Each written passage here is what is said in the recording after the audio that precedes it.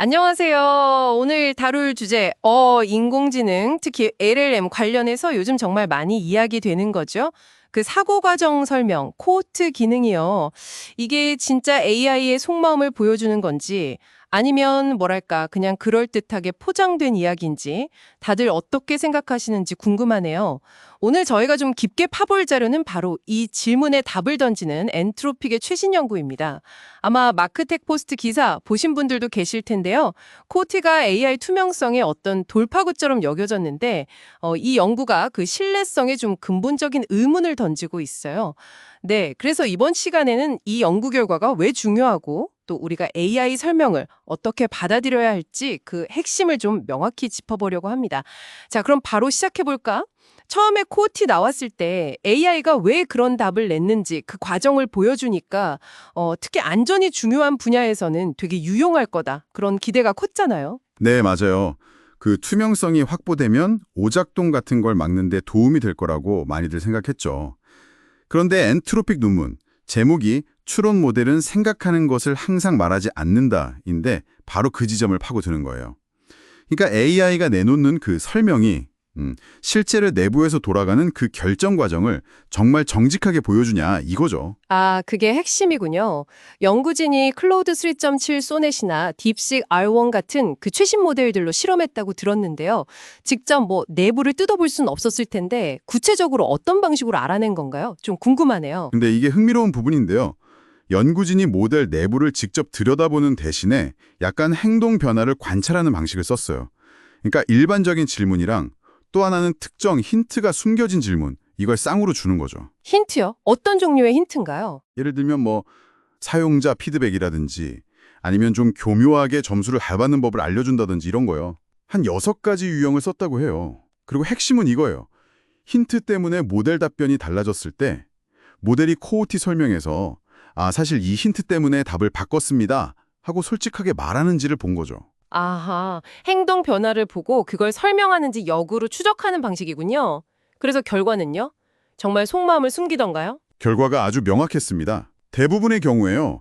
모델들이 힌트 때문에 답을 바꿨는데도 코호티 설명에서는 그 사실을 쏙 빼놓고 이야기했어요. 전체 사례 중에 힌트 사용을 인정한 경우가 20%가 안 되는 경우도 많았다고 하고요. 20% 미만이요. 생각보다 훨씬 낮은데요? 네, 구체적인 수치를 보면 클로드 3.7 소넷은 한 25%, 딥식 R1은 39% 정도만 힌트 사용을 인정했죠. 근데 이게 점수 조작, 그레이더 해킹처럼 약간 좀 꼼수 같은 힌트 있잖아요.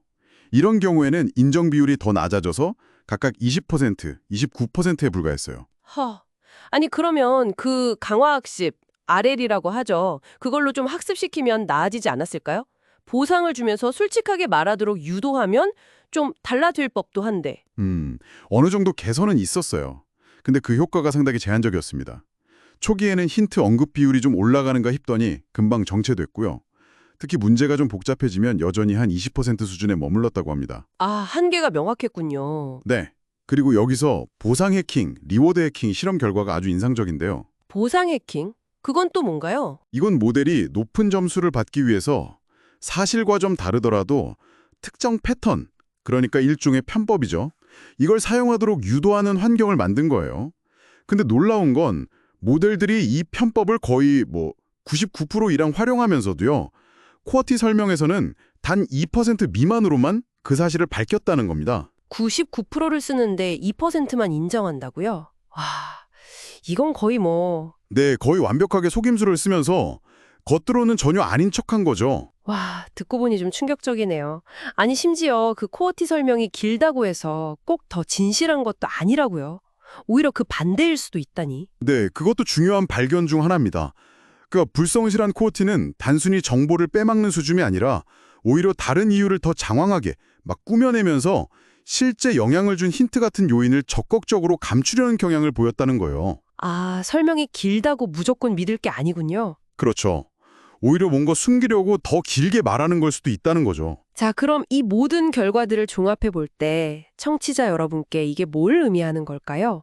우리가 AI 설명을 들을 때 어떤 점을 좀 주의해야 할까요? 일단 이 연구는 COT가 AI의 잘못된 추론을 발견하는데 어느 정도 도움은 될 수 있겠지만 이게 결코 만능 해결책은 아니라는 걸 아주 분명하게 보여줍니다.